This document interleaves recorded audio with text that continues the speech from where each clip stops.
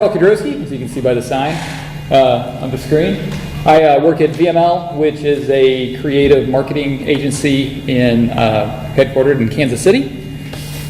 And today we're going to talk about a site building strategy that I've kind of run into the last, 4 or 5 years of building websites that are going to look like. A couple are going to take a look at today, based around components. So back in the Drupal 6, Drupal 7 days, we had entity references that allowed you to create pages, websites based on other nodes that you have in the system. So you can build a web page based on other nodes. So, but that was always cumbersome for content managers. So I would constantly be looking for better ways of building those types of pages.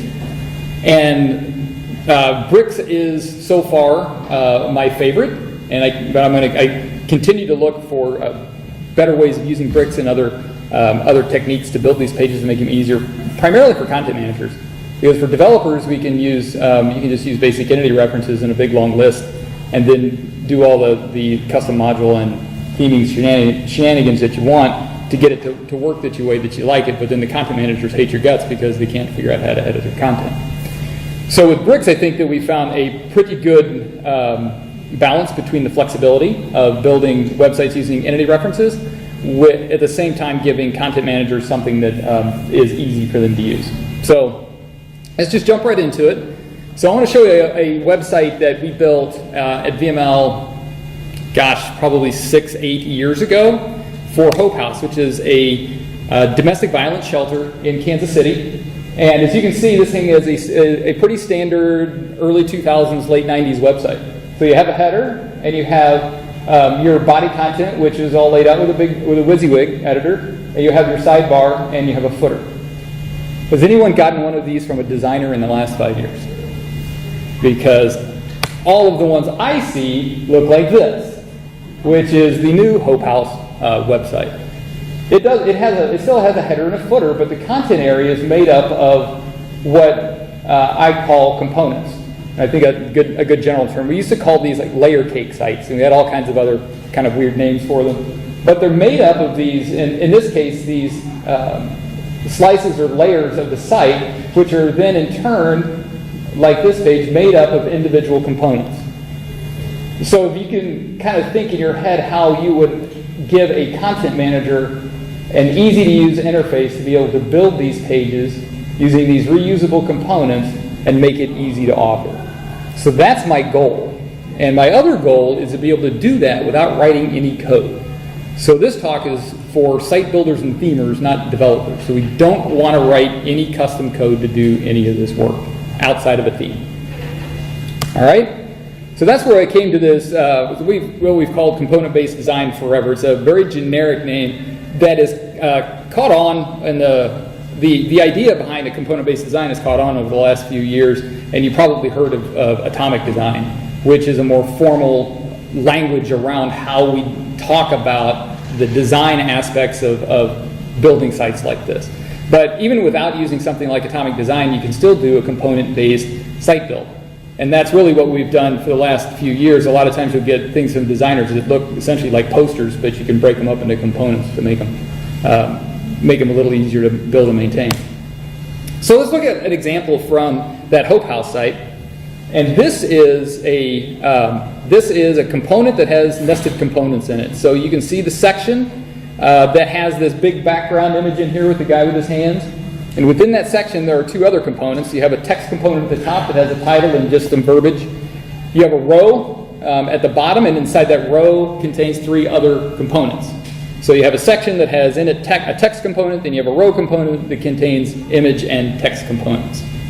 So that mental model is relatively easy for people to think about because it's nested. It has components that have content in them, the two text and image and text. It has components that are used for layout, which is a row. And then we have some of those components with a section, which is used for layout. It's the constraining bit for your container, but it also contains content, which is a background image. So these are the characteristics that I see over and over and over again for different types of components. And like I said, a lot of this stuff has been more formalized by a guy named Brad Frost in atomic design. And if you haven't read his book and haven't read his blog posts on it, it's definitely a good read. It gives you a lot of good ways of thinking about how how sites like this can be designed and built, and also gives you a good common language for talking about them with clients. And if you download the slides, all of these are links in my slides, so you can just get right to them all. Okay.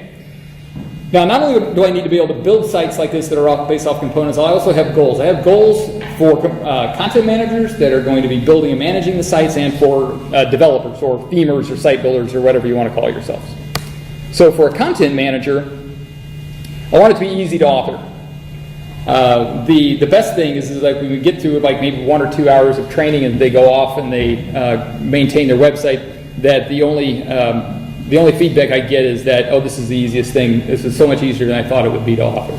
So that's the goal. They need to be able to choose and not create layout. This is where an approach like this differs from something like panels. There may be a section of content managers out there that actually want to design their own pages, but I haven't met any of them. I know that they exist because, well, panels exists. And there are a lot of folks that use panels almost exclusively for their clients. So there's bound to be a good section of society out there that really likes to use that panels-based approach where you're actually building a page rather than just authoring content. For most of the clients that we work with VML, which are typically marketing clients, they don't. They want to maintain their own content, and the last thing that they want to do is maintain their own layouts. And you want to make it hard to break. Right? So for a content manager, their biggest fear is they're going to break their website. Right? And you want to use a minimum of tools. This kind of goes back to the first point where it's easy. The fewer things that a content manager has to keep in their brain, the easier it is for them to use. All right, so for developers, first thing is leverage Drupal. Over the years, I have found that if you build something very unique, it's almost guaranteed that Drupal is going to go in a different direction that makes the thing that you just built the hardest thing in the world to maintain. Right? The best thing for a Drupal developer or site builder to do is to use Drupal as much as possible without doing something outside of Drupal or writing custom code. That is almost guaranteed to be the right long-term solution. And we want to use the right tool for the job. One of the things that, up until recently, even Bricks kind of went against the grain is that you had components that did layout, and you used content types for those. So the idea of the row that we looked at in the example has no content. All it does is provide structure for the content in there. And there is, in the last, either 8.2 or 8.3, there was a new module included in core called Layout API, which is the underpinnings for things like panels to be able to lay out content in your content area. And Bricks now can leverage the Layout API to provide layout-specific components, and we'll see an example of one of those here in a few minutes. And it needs to be flexible. So if you look at that Hope House site, it's hopehouse.net. You'll see that there are all kinds of different components and things that we need to be able to accommodate for, so it has to be flexible. So the solution, the latest in a long line of solutions that I have for all of this uses essentially 3 basic components, or modules. The Entity Construction Kit, or ECK, Inline Editing Form, and Bricks. Now, we're going to focus on Bricks a bit, but I want to talk a little bit about the first two. So the Entity Construction Kit allows you to build or create custom entities without code. For a while before ECK, you could create your own entity types, but you had to write a custom module to do that. And by custom entity type, what I mean is Drupal comes out of the box with nodes, which you can create content types for, and then you have taxonomies, and you have profiles. All those things are entities. What ECK allows you to do is to create your own entity. And we're going to create one during the demo called component. So I can create a component entity, and then I can create component types. And we can create component types for things like text, like we looked at on that Hope House site, and image and text. And those are the things that get fields. So that an Entity Construction Kit allows us to do that with the admin part of Drupal rather than writing custom code. And then Inline Editing Form just allows you to edit referenced entities on the same page as the container. So if you have a page of entity references, normally if you didn't have inline editing for them, you would click, I want to edit this embedded entity, and it would take you to a whole new page. Well, for a content manager, that means they have to keep in their brain the whole concept of I have to go back to the thing that contains the thing I'm editing. And that whole mental model is almost impossible for people to keep straight in their brains, especially when you get nested past one. Right? Once you go to like the second level, I go to the section, and then I edit a row, and then I edit an image text component. I'm 3 levels deep, and I have no idea where I am, how many times that I have to hit save, and everybody gets confused and hates the guy that built the website. That'd be me. And then bricks. Okay, this is the part we're gonna focus on a bit more. So this thing allows us to order and nest entity references very easily within a page.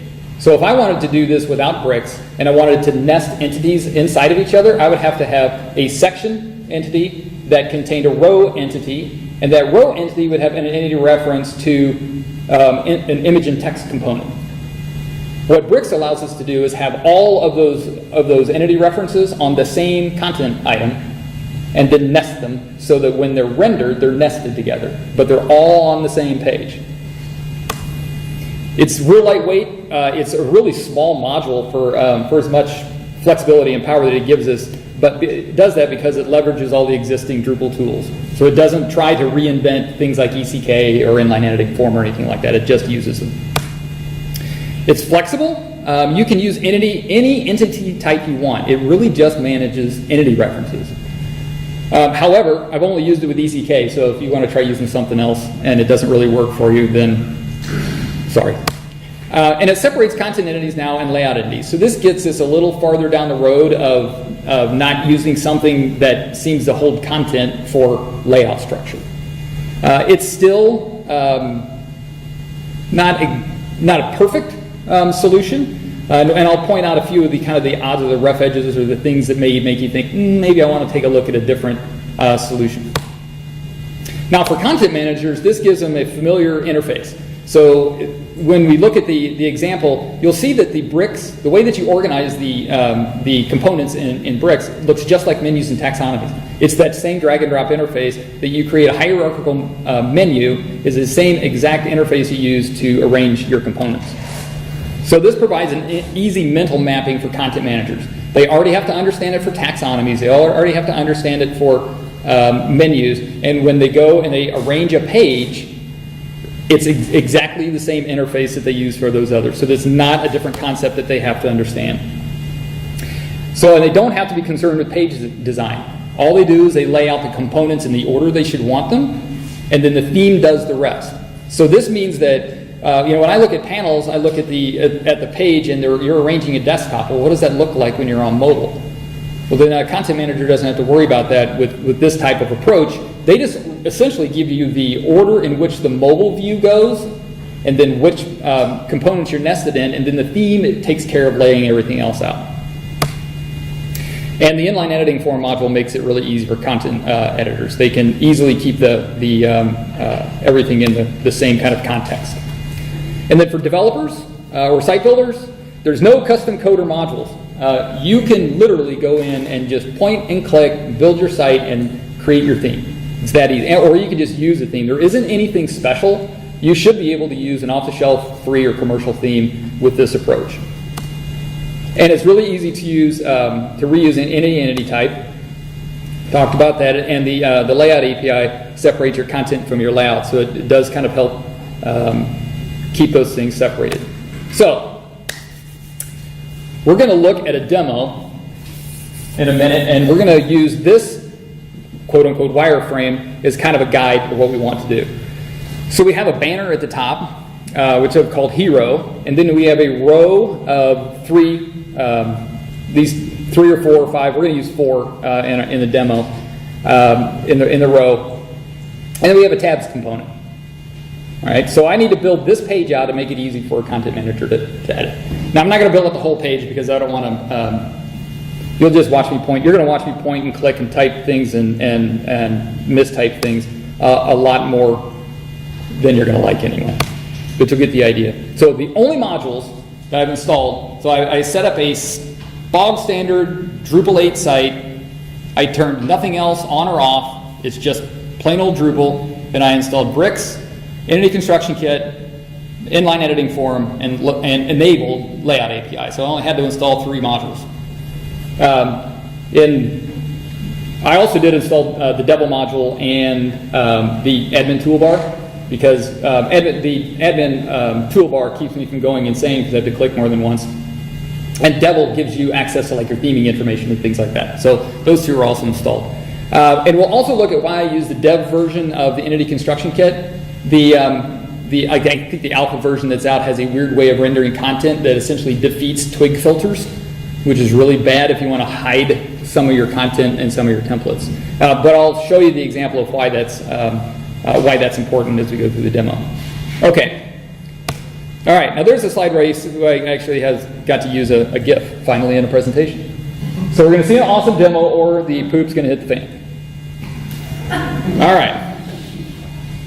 So let me go here. Now I would switch a little bit here from.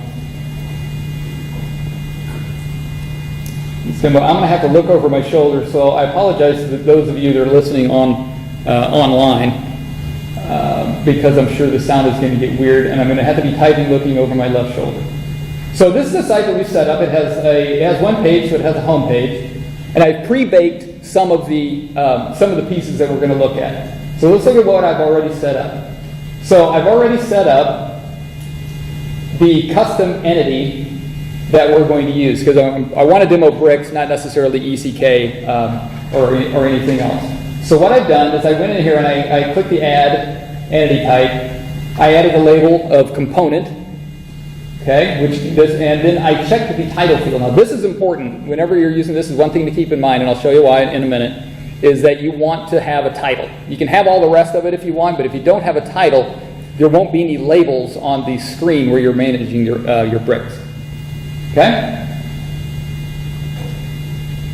So that created this, and then I went into my bundle list. And a bundle is kind of it's an internal Drupal term that is, you can think, a content type is a bundle of a node. So you have a node, which is an entity type, and then you have basic page, which is a content type. And internally that's called a bundle. So when you see the word bundle, just think, in this case, component type. And I've created 2 component types. I created this first one called image and text. Just look at the fields. And it has a heading and an image, a label, and text. Now in the form, this is normal, just standard, just like if you were creating a custom content type, right? So you can lay out the form any way that you want. And then under Manage Display, this is one of the things I want to make sure that everybody keeps in mind, is that view modes in a site build like this are very important. We're going to use this to be able to reuse this one component type for different variations. So for instance, I have normally this default view mode, the image is going to go on top, the heading is going to go under the image, and text is going to go under that, and label is going to be displayed last. Well, what if I want the image to display or actually I want all my content to be centered. So I still want everything in the same order, but I want it to be centered instead of left justified. Or what if I want the image to be on the left, or the image to be on the right? So it's all just image text content. I always want an image, I want a title, and I want some just basic WYSIWYG text. But in some cases I want it centered, some with an image on the left, some with an image on the right. So I create different view modes for those. And we'll see in just a second how those are used. And then the other bundle is this special one called Layout. And it has no fields. The only thing that you have to make sure, so it works well with Bricks, is that, there we go, it has a machine name of Layout. And what that will do is it tells Bricks to use the Layout API to give us a list of layouts that we can define ourselves. Okay? All right, let's see where we are here. All right, now let's go create a page so we can stick some components on. Let's see if we can make this thing understandable. So I'm going to go and I'm going to create one of my content types. These are the standard ones that come with Drupal. I'm going to add a new one. And this is where it might get kind of weird. I'm going to create one called component page. There we go. And I'm going to make it super simple. I'm just going to disable preview. I don't want revisions or promotions or any of that junk, and I don't want display offer. Easiest thing I could possibly imagine. Okay, so now we're going to get rid of the body field because we don't want the body field. We just want components. And delete that. I'm going to add a new field. So here's where the magic starts to happen. I'm going to create, it's an entity reference of type bricks. I'm going to call this components.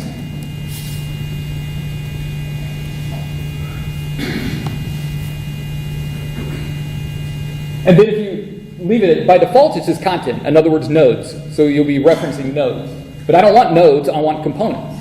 I want to use those new components that I created with ECK, and they're listed right here. And I want an unlimited number of them. All right. And then we'll just leave everything alone except down here at the bottom, it gives you the option of selecting the layouts that you want. So we'll be able to use image and text and layout components or bundles. So now I can go and create a component page. All right, now in true Drupal fashion, and if we're bored in or whatever, we're going to use kittens. Oh darn it! Didn't you know I screwed that up? Hang on.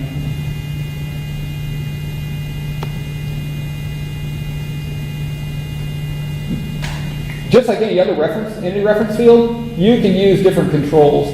So you can use autocomplete just like you would using a normal entity reference field, but Bricks provides a much better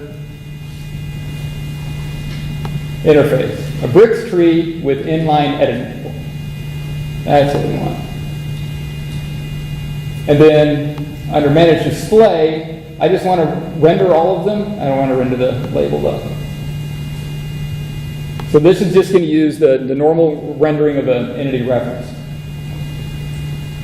Okay. Now we'll add a component page. All right. Okay, let's create a kittens page. I'm going to add a component. Now this is where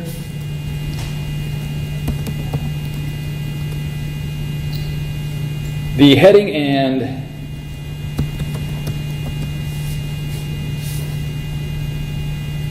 title come into play.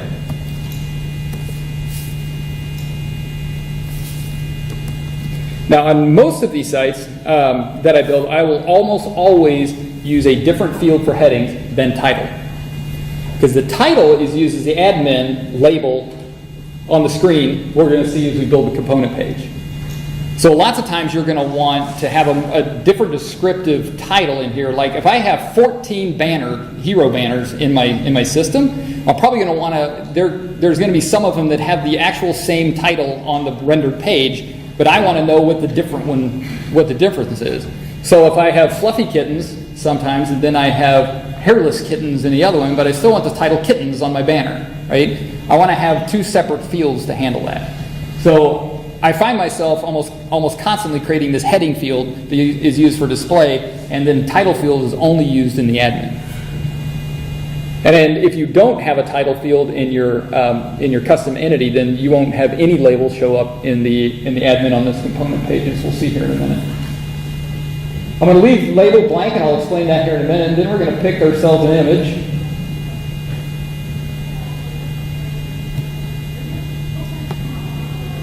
It's harder than it looks to do this backwards. No, I don't like that one. That's it. Okay. And then, of course, since I just went to a accessibility, now I know that my alt text is really not very good, but at least I have some. And we'll put some text in here. All right, easy peasy, hit create component, and then we'll publish it.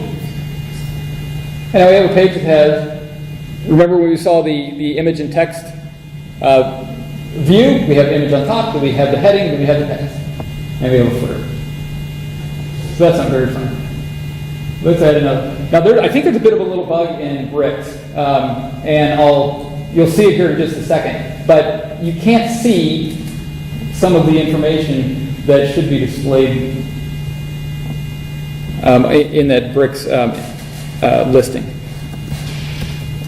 So I'm going to give this one that title. I'm just going to call this, kitten 1.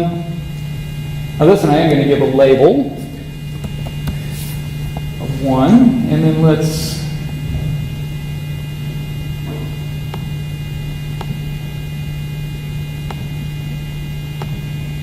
it's good. It's a good looking cat. Can you tell I have girls?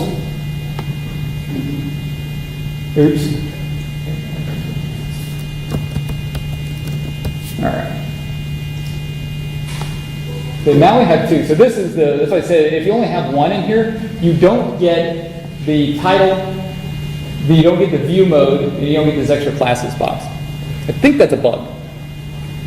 But I can't remember a time I built a component page that had 1 component on it. So let's just save that and see what it looks like.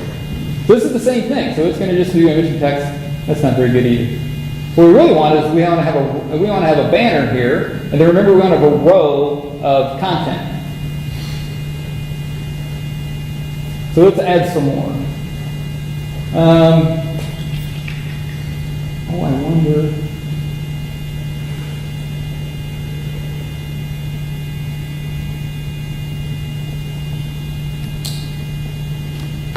Bear with me once I forgot to check a box.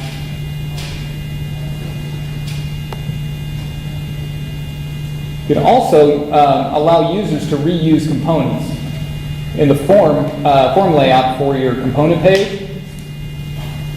It should allow us to reuse some I've already got set up. No, darn it. I can just create them. That's okay. How are we doing on time? All right, so this is the boring part of the demonstration.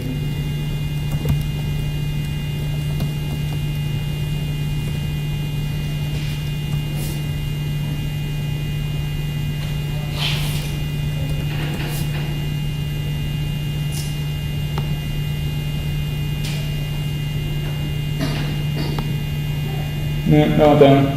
That's good. Oops.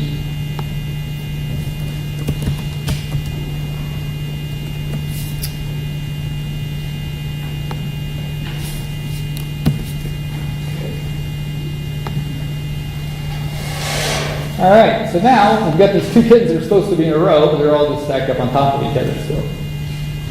All right, so this is where the magic of the layout component comes in. So I'm going to select a layout. I'm going to call this one just a kitten row. Add that. And this is the cool thing about Bricks. Now I can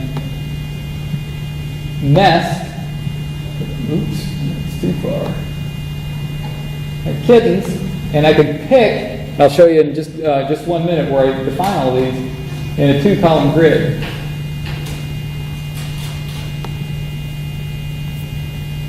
And now I have a 2-column grid of kittens. Let's take a look at where all that came from. So this is my theme, and so this is my entire custom theme. It's got just a little bit of CSS and JavaScript and Foundation, so it looks pretty. I have templates for the ECK component. The ECK components, we'll take a look at those in a second. And I have this magic layouts file.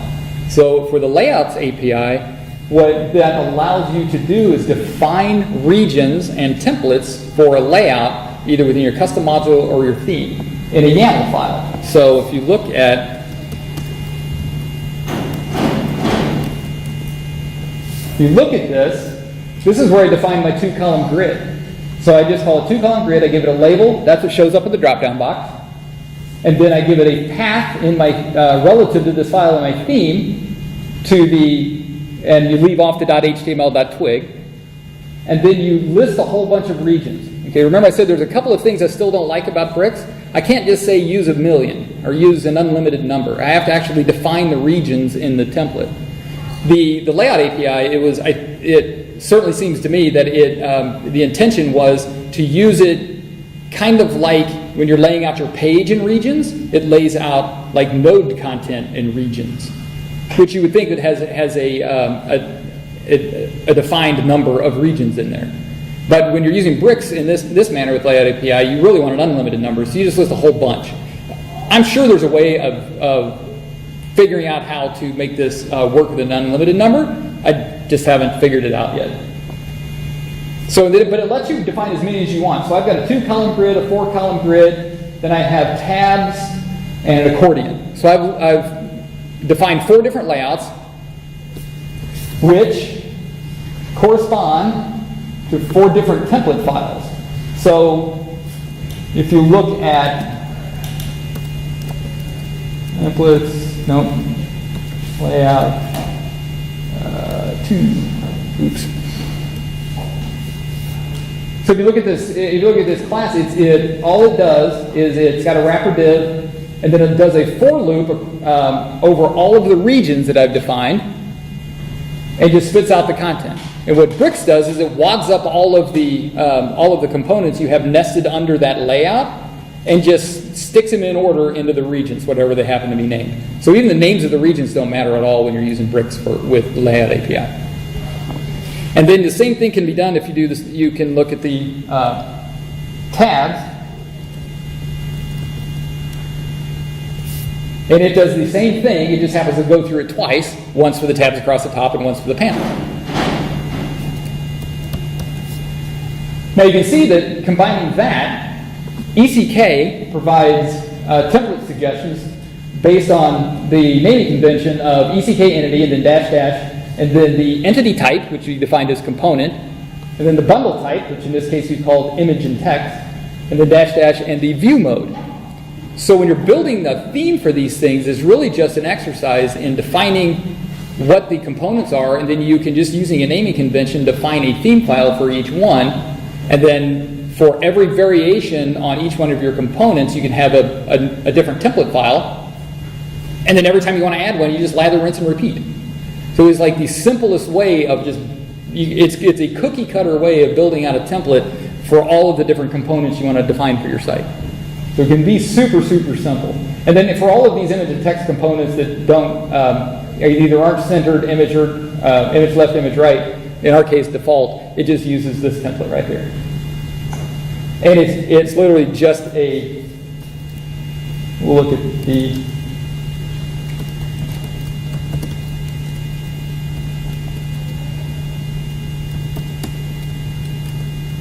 let's look at the centered one.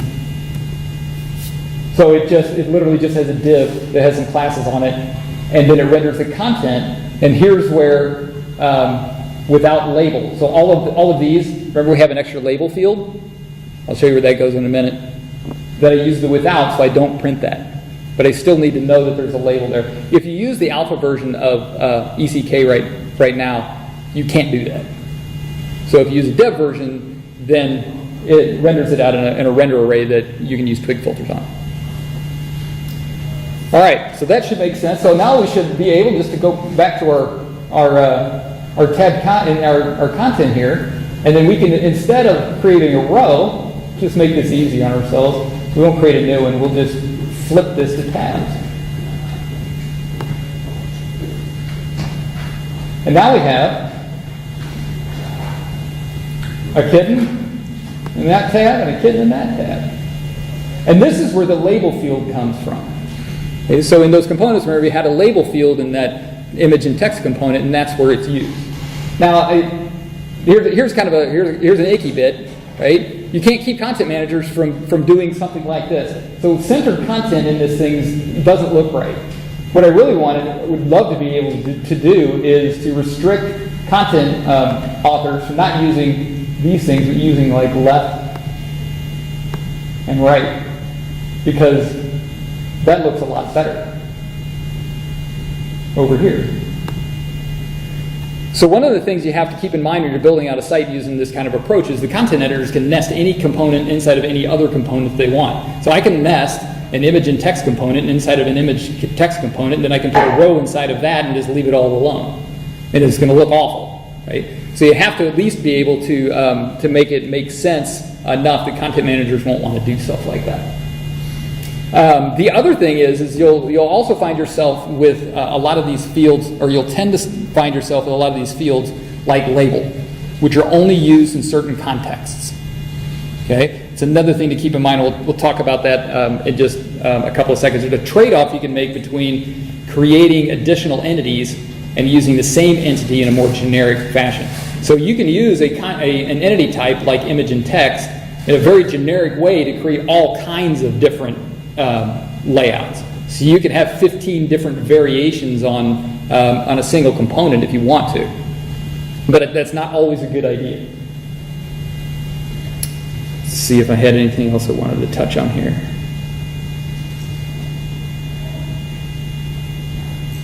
All right. That's good. Let's go back to our presentation here. All that making sense? Anybody have any questions yet? Okay, so we didn't hit the fan. We're good. All right, I lied. I said you didn't have to write any code. And you don't have to write any code, but I did write a little code. I wrote this little code and put it in a custom module. The layout API comes with a predefined set of layouts. And if you don't do that, they'll still show up in your drop-down box. They just won't be anything that you want your users to see. Why that they included those in, you can't get rid of them without a custom module. Why they included those default layouts and layout API, I don't know, but it was intentional because I found the issue in the issue queue where they decided to leave them in. I think that has, if I'm guessing, I haven't used panels very much, I think that just comes from the fact that the layout API kind of really came out of panels. But if it doesn't bother you having these 5 additional layouts stuck in your dropdown, you don't have to write any code. And I would hope that either that will go away or I'll stick this up as a contrib module so that you can make it go away really easy. Okay, so some random tips and best practices. Components you can create all these components with entities and bricks and use variations for view modes. So this is how you can, using the variations with view modes allows you to essentially give a single entity that can be used in multiple different ways, and then try to use the layout as a layout API. The one thing that you will almost never get right, because you can't predict the future perfectly, is when to start using a different entity or just reuse the same entity and add a view mode. And I think that a good rule of thumb where I've kind of come up with is if you end up with 3 fields in your entity type that are not used everywhere. Like label is only used for tabs and accordions. It's not used in 2 or 4 row columns. Okay, I have 1. Once I get to 3, then I probably have it's a kind of a smell. I probably need to create a different entity type rather than trying to create a variation, because that will make it confusing for the content managers, because then they have to remember when to use which fields and when not. I have to remember to put a label in there if I'm going to use that image and text component in an accordion or a tab. Once you have 2 or 3 of those, then it gets confusing. It's probably better to create a whole new entity type that only has the fields that they really need. Okay, so entities. So bricks can use entity type, but again, like I said, I've only used it with ECK. I tried to use it with paragraphs, and it works. I didn't get any labels in the admin, and I think that's just the way that paragraphs was created. For views, so I default, when I build sites like this, I default to using bricks for everything. So when you're building a page, a content manager is always going to build a component page, and that component page is only going to be made up of these brick entities. Okay? Now you'll deviate from that probably a time or two. Like you'll have basic pages just for things like terms of use and things like that. There's no reason to build a whole bricks page for that necessarily, but for the majority of pages, I like to keep the content managers kind of in the mode of always doing. If you're going to build a page, always do it the same way every single time. And views is like the easiest one that comes up all of the time. Well, what if I need to create a views page? Well, there is a thing called the views reference field. It's a module. So it creates a field that you can put on your custom entity that then you can attach a view to. It just gives you like a drop-down box or an autocomplete box to select the view you want. And you can even put in arguments if your views need arguments. So now, a content manager can go create a new page that has a view on it that is filtered by an argument, and it can also have like header and footer text that are made up of other bricks. Which, if you think about it, is probably a lot better way than trying to teach a content manager how to go into the views admin page and create header content. I have never been successful in doing that, ever. I want to put a little bit of text above my view. How do I do that? Well, you edit your view and you go in and you click this thing that says header and you type in your HTML. No one that I have ever built a website has been able to do that very successfully. Okay, so let's talk a smidge about atomic design and Drupal. So this kind of gets us towards a way that we can think in terms of atomic design. So if you're lucky enough to work with developers to design in a component-based fashion and they use something like atomic design in order to create their creative, you can now with bricks map atomic design concepts directly into Drupal things. So your atoms, which are things like headers and just text copy, things like that, those are Drupal fields. A molecule, which is a collection of atoms, is an entity. And then you can create organisms, and this entity is like our components. So you can create these organisms by using bricks because it allows you to compose different molecules into a larger kind of component. And then your templates can be your content types. And there isn't anything to say that you can't have multiple content types that have different lists of different types of bricks. There isn't anything also you can say that you don't have a custom block that you use in a sidebar that also has a list of bricks in it.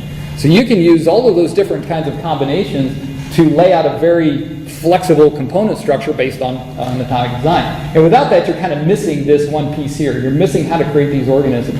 And that's where things like either paragraphs, where we used to use context and all of those things we're trying to solve. And of course, pages are pages.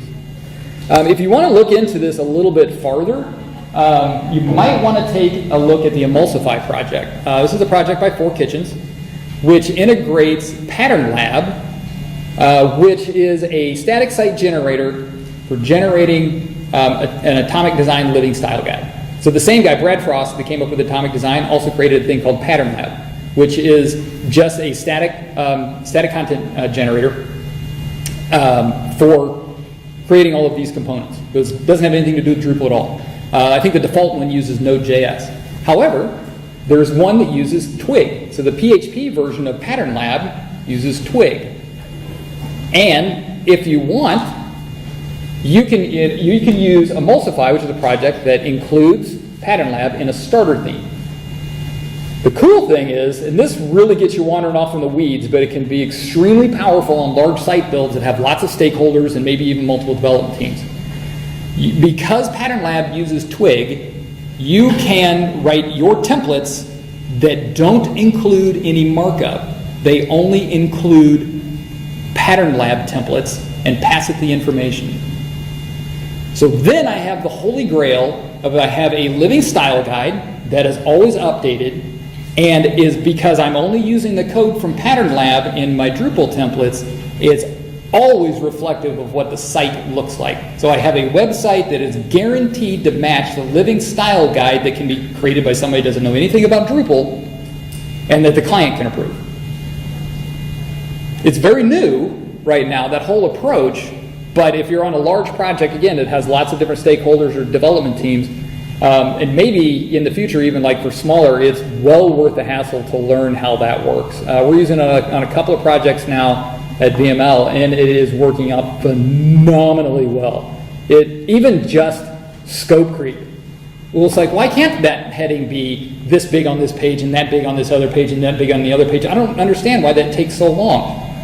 Well, in the pattern, in the style guide, then that means you have 3 variations of a single header. And then people can see visually that's triple the amount of work. And that's a trivial example, but once you get into like the molecule and organism kind of states, and you have 15 variations on these things, then people can understand how large the work is.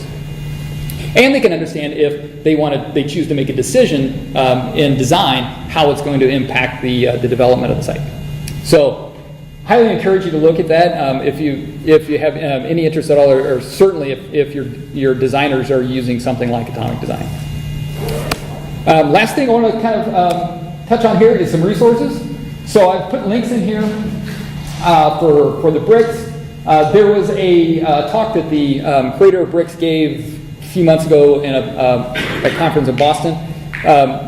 He goes kind of through some very similar concepts and things that I talked about today. He's also created a Bootstrap kit module, which does something similar to what I'd use Zurb Foundation for, and he's built out things in a very similar way using Bootstrap. There's a link to the Emulsify project. Media Current has also been doing some thinking and some work around component-based design as well. They've got some good blog posts and videos. That link will get you started. There's a link to the views reference field that I talked about, the API. And if you want to see another presentation that uses paragraphs to accomplish a very similar end, Jim Birch did a talk at the latest DrupalCon using paragraphs and Bootstrap to do something very similar. And then the code for the site that I did the demo on is at that link. It's on GitHub if you want. And I only ran over 2 minutes. Questions? That all makes sense this late in the day? Kinda. You're going to provide us with the code so we can try it ourselves. Yeah, if you hit that last link, demo site, and these slides are already online.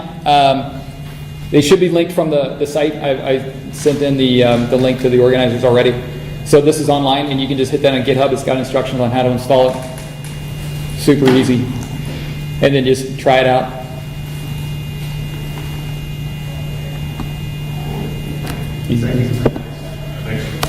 Thank you.